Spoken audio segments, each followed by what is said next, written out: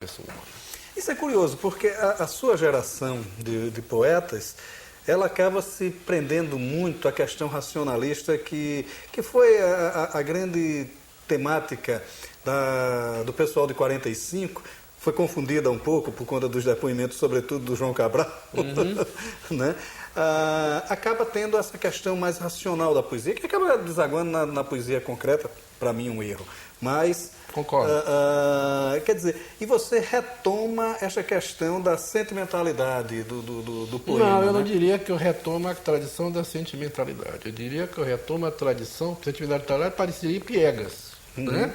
Eu diria o reintroduzir o sentimento do mundo que a poesia perdeu. O sentimento do mundo. O poeta, se a poesia não reflete sentimentos mais profundos da condição humana, quem são os grandes escritores do mundo? Dostoiévski. Quem é Dostoiévski? É um homem que tem uma capacidade profunda de ler a alma humana. O maior psicólogo da literatura é Dostoiévski. Que é um grande escritor dos tempos modernos. O Tukulman Pamuk, a capacidade que ele tem de ler sua cidade, sua família, os conflitos humanos. Então, eu acredito nessa literatura, que é uma literatura do ser, voltada ao ser, ao mergulho da alma, e poesia como jornada da alma, e também como cura da existência. Quando eu reflito e tematizo sobre problemas meus, efetivamente eu também estou me curando. Como eu fiz com o problema da minha mãe. Meu último livro é um livro sobre minha mãe, chamado A Ceia Sagrada de Miriam. Minha mãe, o Alzheimer veio para ela de uma maneira rápida, desagregadora e violenta. E aquilo tomou todos nós de surpresa, os filhos, os vizinhos, os próprios empregados. E veio, os poemas começaram a vir, e eu me lembro de uma relação, porque um dia eu brincando, ela cozinhava bem, muito bem, desde criança, mistura de cozinha árabe e cozinha maranhense e italiana, e um dia eu brinquei, eu vou fazer um livro de receitas suas e vou colocar alguns poemas. Mas não eram poemas dolorosos, eram poemas. E no meio do Alzheimer, de uma crise de Alzheimer, onde ela tinha perdido 80% ou 90% da capacidade cognitiva, um dia meu filho Pablo entra na casa dela e ela diz, cadê Augusto? Pego para Pablo, passo o telefone, eu moro próximo, e ela diz assim, cadê o livro? Eu fiquei confuso, né? Porque, na verdade, o que aconteceu? As receitas que ela escreveu foram perdidas nessa confusão. E como estavam vindo poemas, eu fui lá tentar explicar e vi que ela não tinha mais condição nem de entender a explicação. Aquilo foi um Fiat Lux nela. Eu resolvi fazer um livro de poemas, porque já tinham 8 poemas. E escrevi um livro chamado A Ceia Sagrada de Miriam, que eu misturo o meu afeto com as guloseimas, com a casa de infância, a mesa, a recordação da família. E como eu já estava muito bem reconciliado com meu pai, eu peguei uma foto bela que tem meu pai e ela e coloquei na capa, né? Então, como eu estou dizendo, a poesia eu lido também com essa clareza. Eu tenho claridade disso, que a poesia não veio só para falar de coisas ideais, nem só de bons momentos. Eu acho que a poesia é uma jornada da alma. E essa jornada íntima da alma, de autoconhecimento e de superação também, eu acho que a poesia tem uma missão no mundo, e além de toda a missão de levar beleza e cura às pessoas.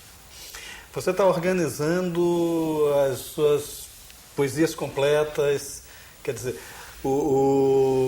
há uma vertente que diz, olha, a poesia só é completa depois que o poeta morre, até lá. Mas essa assim, quase completa, digamos assim. Não, vai ser poesia reunida, não vai ser completa. Reunida, ótimo. Vai ser reunida. Eu estou... Está saindo pela Imago, acho que depois do Carnaval, talvez um pouco mais, 2 volumes, minha poesia reunida.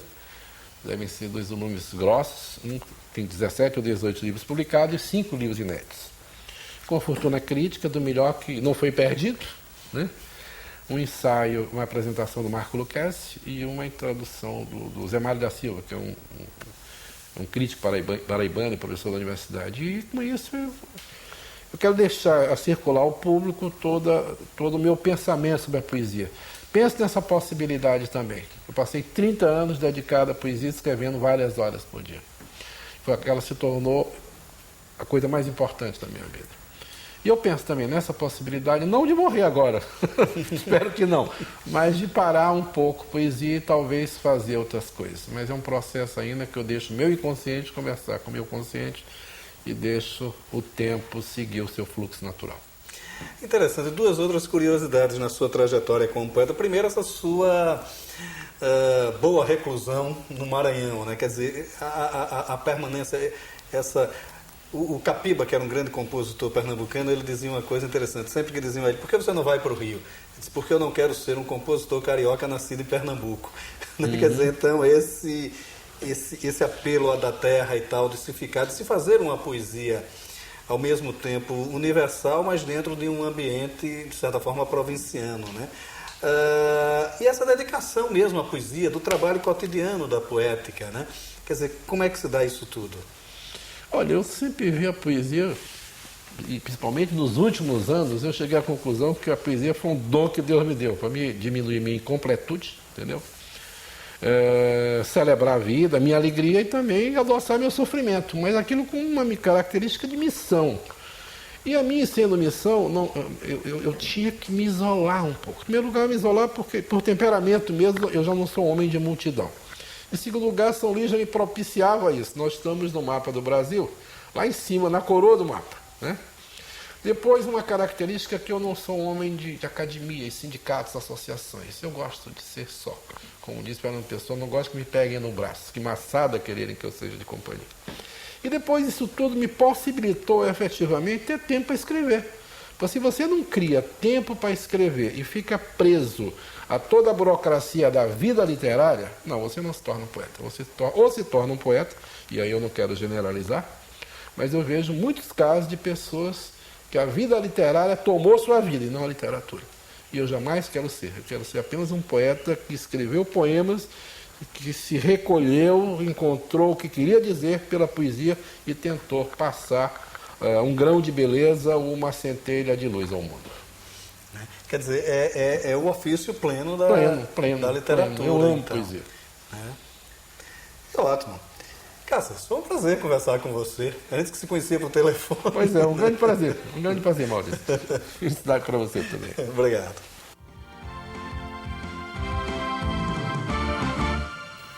Ninguém consegue escrever uma literatura de fato sem estar escudado nos cânones do passado. Ou pelo menos, não se faz uma obra realmente relevante ignorando aqueles que trilharam anteriormente os mesmos caminhos.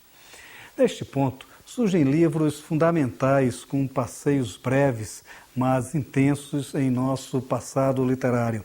É o caso do volume Alegria à Prova dos 9, com textos de Oswald de Andrade, organizado e selecionado por Luiz Rufato, onde se pode ler a cáustica e polêmica verve do mestre do modernismo.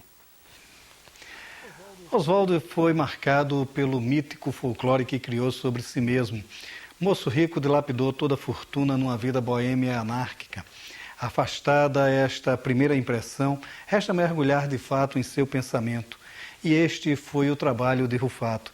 Apesar de toda a virulência com que ataca os companheiros de geração e ideal, como José Lins do Rego, Oswald construiu uma obra de fato. Ao seu modo impetuoso, nos deixou um rico legado, uma visão ímpar de um país que caminhava para a modernidade, ainda preso às amarras do arcaico. Um olhar risível, mas sincero, honesto e belo. O passado que nos convida a repensar todas as nossas crenças. E ninguém melhor que a literatura para nos servir de guia e transporte. Nesta trilha, segue a antologia 21 contos e crônicas do romantismo brasileiro, escolhidos e apresentados por Ricardo Lísias.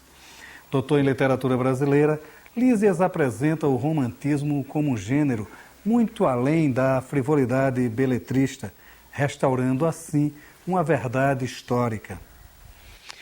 O volume traz textos de autores fundamentais do período: Machado, Álvares de Azevedo, Bernardo Guimarães, Alencar. Naturalmente, a tônica fica por conta de uma visão aparentemente superficial de uma sociedade que flanava como franceses nos trópicos. Mas é exatamente aí que está o olhar revolucionário destes autores. Ao falarem de uma gente que circulava indiferente ao meio, denunciam a frivolidade e a falta de espírito cidadão. Ainda prevalecia o conceito de vergonha pelo trabalho e de culto ao ócio. Contra isso, se rebelaram os românticos, e este é o olhar que exige uma volta aos seus textos. Um Brasil vivo e real, Alegria à prova dos 9, de Oswald de Andrade, e 21 contos e crônicas do romantismo brasileiro, organizado por Ricardo Lísias. O Leituras de hoje fica por aqui e você bem pode ficar na companhia de bons livros e bons autores. Até nosso próximo encontro.